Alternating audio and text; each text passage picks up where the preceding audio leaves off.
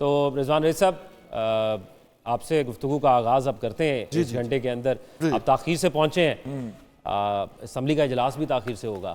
کیا امیدیں آپ کی اس نئی اسمبلی کے اجلاس سے؟ آگے پھر موضوعات کی جانب بڑھتے ہیں, گفتگو بھی آپ سن رہے ہیں جو لوگ وہاں پر آ رہے ہیں. دیکھیے, ایک تو لائٹر نوٹ کے اوپر کہ آج لاہور میں ٹریفک بہت بلاک ہے, بہت بلاک ہے, اور میں تقریباً 2.5 گھنٹے تک پھنسا رہا ہوں. اچھا, اس کے بعد پھر میں مطلب جیسے چور رستے سے. لیکن پروٹوکول لگا ہوا تھا کہ نہیں, مطلب پتہ نہیں ہے, لیکن وہ جو نہر جو کہ مین آرٹری ہے وہ بند ہے. اچھا, ایک بات دیکھیے, یہ ہے اس میں کل اگر آپ نے سینٹرل ایگزیکٹو کمیٹی کے اندر نواز شریف کا خطاب سنا ہو تو انہوں نے کہا کہ ہماری اسمبلیوں نے تو مدت پوری کی ہے, اس دفعہ ہماری خواہش ہوگی کہ حکومت بھی مدت پوری کر جائے. اور یہ عمل ہے, جمہوری عمل ہے, اپوزیشن بھی اس کا اتنا ہی حصہ ہوتی ہے. اس اسمبلی کو بہرحال بہت سارے اپ ہل ٹاسک کا سامنا ہے, جس میں سب سے پہلے جو ہے وہ ہمیں مالیاتی استحکام کی طرف جانا ہے. اس وقت دنیا باقاعدہ جنہوں نے ہم سے ڈیل کرنا ہے وہ باقاعدہ ایسے کر کے دیکھنا ہے ہمیں غور سے کہ ہم کر کے آ رہے ہیں.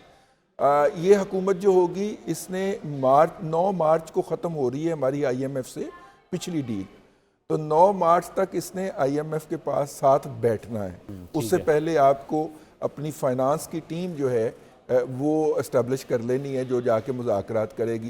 ہوم ورک اگرچہ ہو گیا ہوا تو, لیکن وہ جا کے ان کے ساتھ بیٹھے گی. پھر 3 سال کی ہم ڈیل ان سے لیں گے تاکہ ہم کسی بھی پاسبل ڈیفالٹ سے بچ سکیں. نمبر 1. نمبر 2, موڈیز کی رپورٹ آئی ہے, اس کے اندر ایک بڑا پازیٹیو پوائنٹ ہے کہ پاکستان کو اس وقت غیر ملکی سرمایہ کی ادائیگیوں کے چیلنج کا سامنا ہے, اور اگر انہوں نے یہ چیلنج میٹ کر لیا تو ہم ان کی ریٹنگ کو بہتر کرنے کے اوپر غور کریں گے.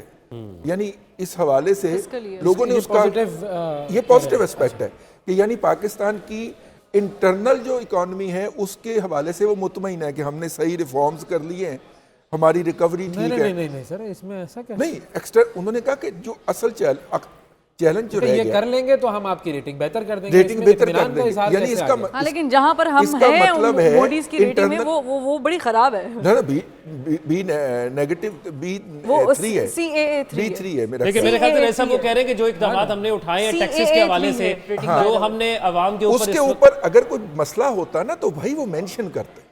انہوں نے صرف ایکسٹرنل تھریٹ کا یا ایکسٹرنل چیلنجز کا بات کی ہے. آپ کہہ رہے ہیں کہ خاموشی جو ہے وہ نیم رضامندی ہے ان کی, مطلب اس پہ انہوں نے بات ہی نہیں کی, اس کا مطلب ہے اس پہ وہ مطمئن ہے. اچھا رئیس صاحب, ایک گفتگو کا سلسلہ جاری تھا, ایک سوال تھا جو آئی ایم ایف کے حوالے سے جو پاکستان کو درپیش چیلنجز ہیں اس میں آئی ایم ایف سر فہرست آتا ہے. ایک خط بھی لکھا گیا ہے, اور پاکستان میں جہاں پہ آپ نے کہا کنٹینرز کا بڑا تاریخ سے واسطہ ہے, خطوں کا بھی بڑا واسطہ ہے. بالکل, یہ خط پہلے بھی لکھا تھا اور اسی پارٹی نے لکھا تھا, لیکن اس وقت وہ حکومت میں تھے. دیکھیے 18ویں ترمیم کے بعد فائنانس کے حوالے سے صوبوں کا حصہ بڑھ گیا ہوا, صوبوں کا کردار بڑھ گیا.